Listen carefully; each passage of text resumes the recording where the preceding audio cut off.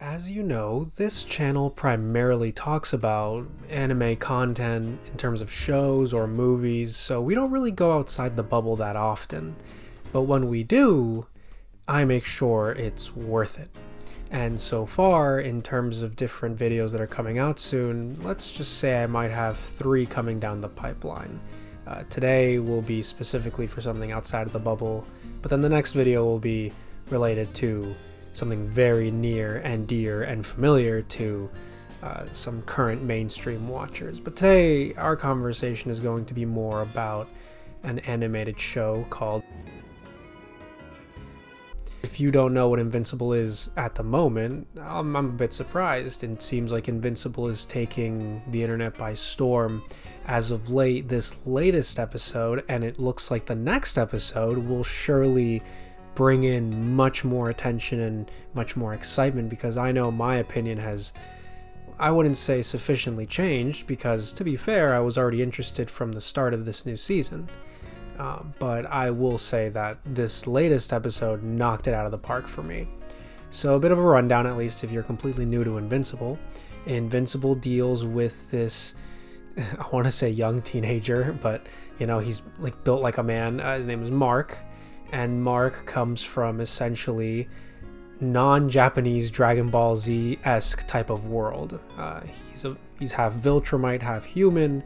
Viltrumites are this psychotic conquering species that rule over the galaxy, and Mark is the son of one of the more famous Viltrumites, and basically Mark is just living on Earth trying to be a hero, fighting against whatever rogues gallery he has against him, and it seems like he's building that up even more now. The first season of Invincible really focused on his blossoming relationship with his father post him getting his abilities, and then slowly it leading up to his father then telling him the truth of the world and the galaxy and where his ancestry really is from. Second season was more so like a building point. We get to see what Mark's father did once he left Earth out of shame, and just really Mark getting back into the groove of things. And the third season really focused on Mark just being, or at least trying to be, him. Because, you know, he's not in school. He's, from what I can recall, he's not in college. So he's really just acting as a superhero. And, you know, we love to see young superheroes trying to grapple with life. I mean, what your main example of depression is probably Spider-Man, because based on the comics and how much apparently Spider-Man's own authors really just hate him being happy. But, you know, Mark really is growing. And, you know, I think this season in particular really flourished with his relationship building with Eve, even though it was a bit awkward because apparently he had met like a future self of Eve who said, "Tell her you love her," and, you know, that was a bit weird. But, you know, overall, Mark is really getting into the groove of things.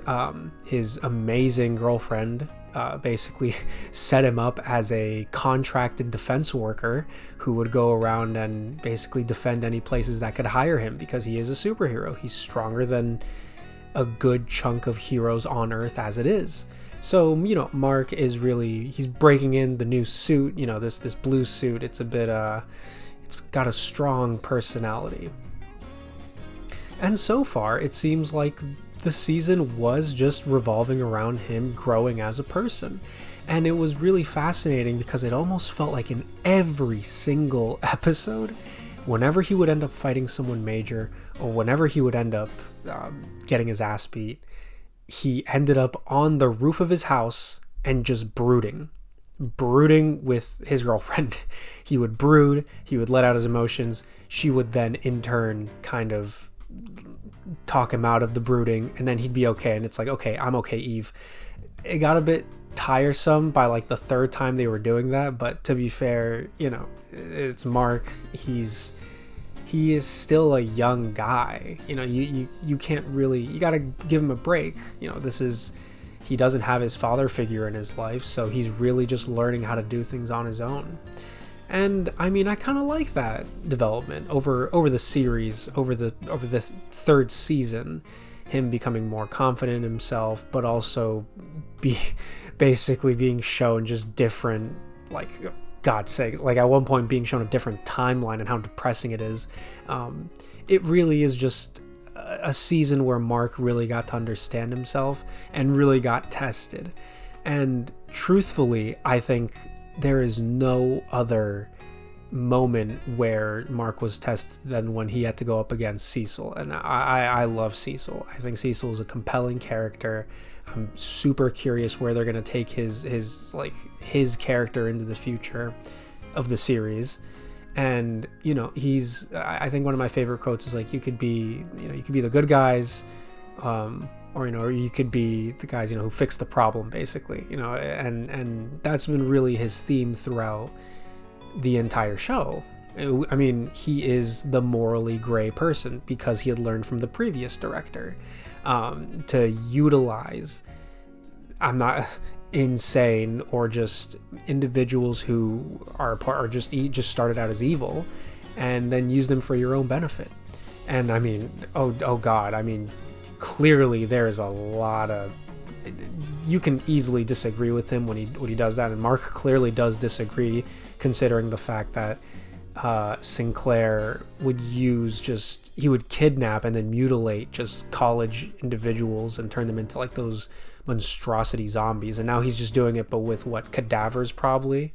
If anything, I'm more willing to give Nightwing a second chance, because considering he just kind of went crazy, but then again, they're not great people. They did kill innocent people, or at worst, they were mutilating innocent people. So, at that point, you can't really defend them because of what they've been doing.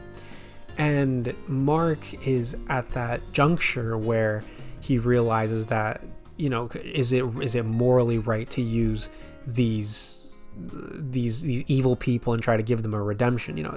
You can always give an evil person a redemption, but do they deserve it? And, I guess, considering how Cecil's previous director did it with, the Power Twins? I forgot they were so forgettable, but it's like through severe mental alterations, which God knows what that means. It's just fascinating how, you can always find some sort of use from defeated villains or just evil people.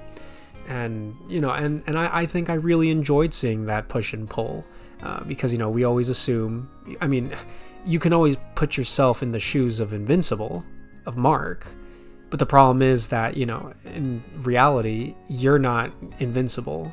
You're not going to survive.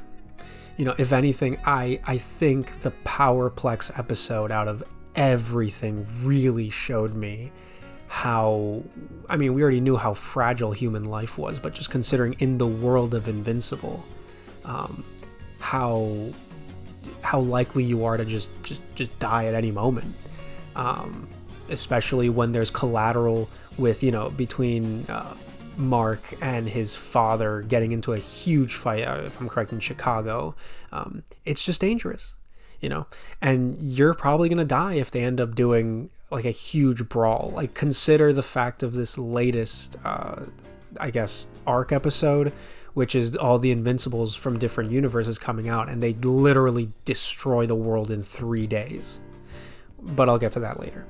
I think the Powerplex episode was just fascinating. I think it was perfect. I think, Aaron Paul's voice acting, he always just sounds really depressed and really sad, and really, like, he does a great crying voice. And I just couldn't get that one scene out of my head from Breaking Bad, and he did great. I really have no criticisms of that episode. It just shows, someone who's upset that the collateral had affected them personally, and they just want revenge.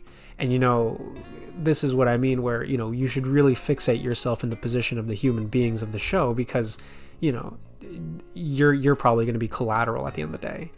The one thing that I did really enjoy, if anything, Mark and Eve getting together, that's fine. I mean, I kind of felt it coming a mile away. But if anything, I think the relationship between, Shrink Rae? Shrink Rae and Rex was phenomenal. Absolutely phenomenal. Rex has come such a long way from the first season. This arrogant guy. He really reminds me of Sokka for some reason. This arrogant guy. and just slowly becoming more empathetic, especially to Rae's situation. I mean, the woman literally almost got crushed within the insides of like this bodybuilding lizard, and now she wants to leave, and Rex respects that decision. Because if I was a superhero who is just more likely to die pretty easily, like I want to leave. I don't want to be at risk anymore.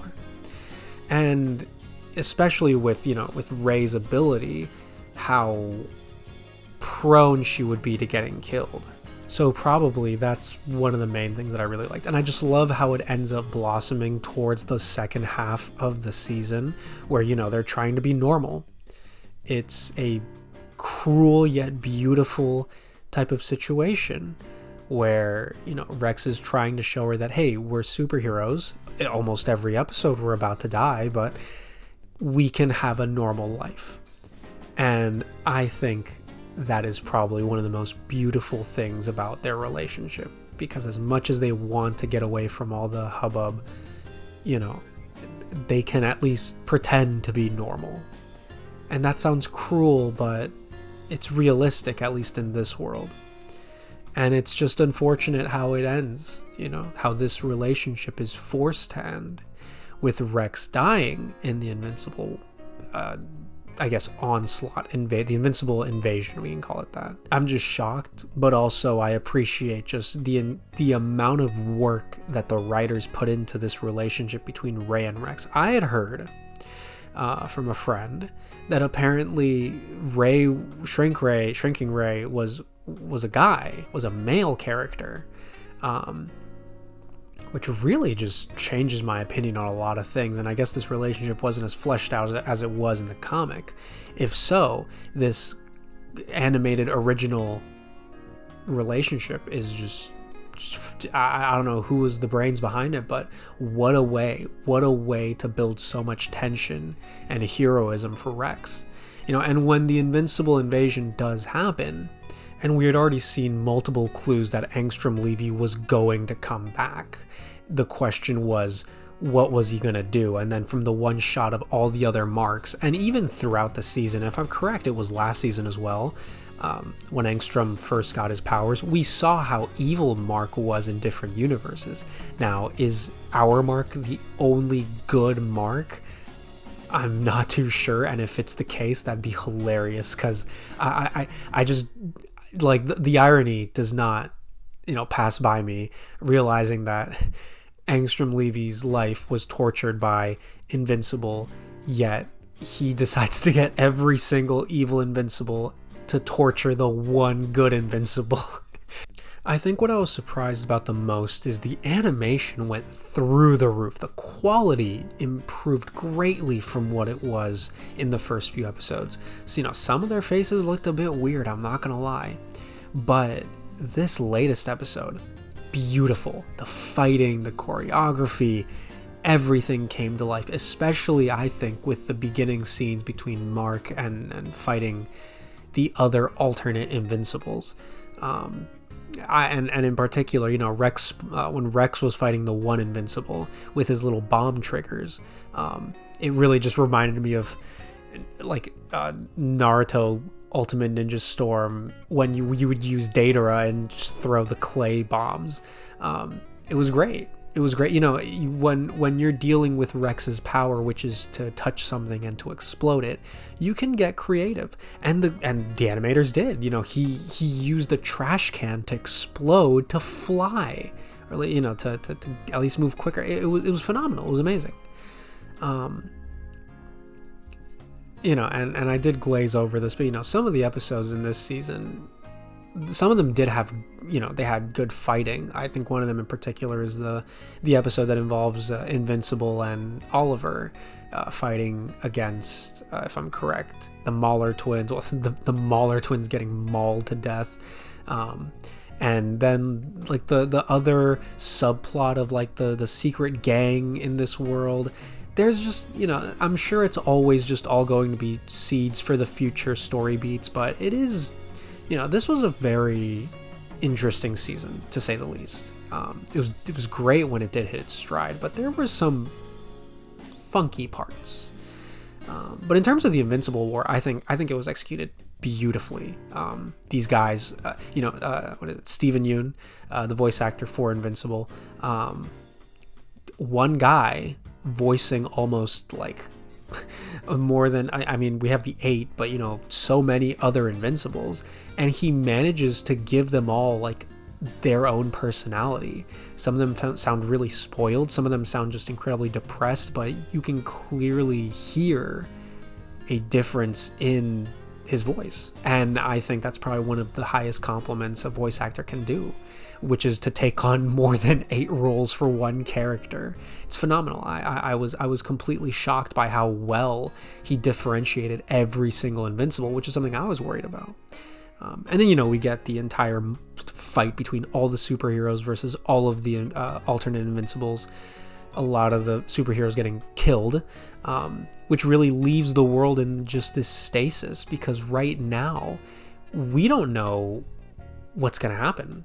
We have no idea what's the next step, because as we finish the Invincible assault, and all 8 of them, the ones who were brought in by Levy, are then thrown into like the alternate dimension, we get Conquest, this massive Viltrumite who, with this Thanos-looking glove, he's ready to take on Mark. And oh God, I got chills when I heard him say, "I want to hit something as hard as I can."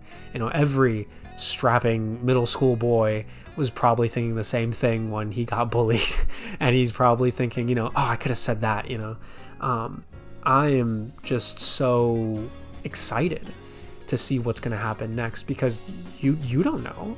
Mark could very easily lose this fight. He's been fighting, well, no, he hasn't been fighting. He did fight Levy, and he did get beat up by a bunch of little metal balls, but it is so interesting seeing what's going to happen. It is incredibly likely that Mark will lose, because the man's name is literally Conquest. That's insane. So it's I think, this is one episode before the season finale. I might make another episode just to talk about the last episode, another video for the last episode. But, I just think that where we've come, if it ended with the Invincible War, because I did feel like it was a bit too short, like it was just one episode, and I wished for more.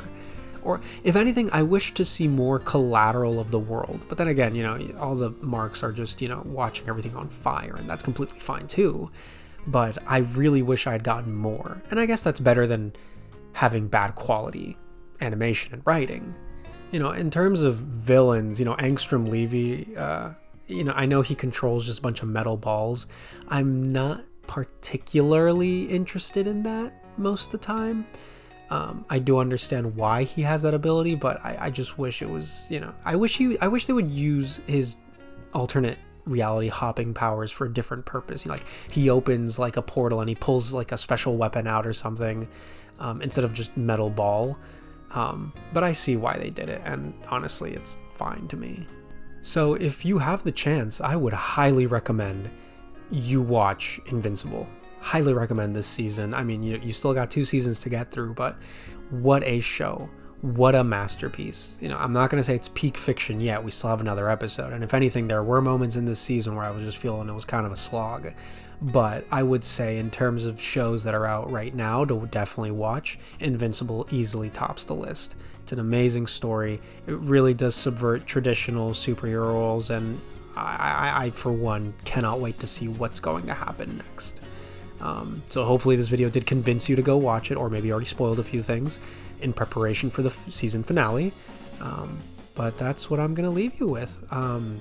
Look forward to this coming week. Hopefully I'll be able to get out more different types of content. We have one in the projects. It's a bit of a longer one, a bit more of a metaphysical one, but we'll try to see if we can get it out. But look forward to another video soon in terms of anime related content. My name has been Lanza. It's been a while, but I hope you stay. It's always nice having you guests come over, and I hope you all take care. See you later.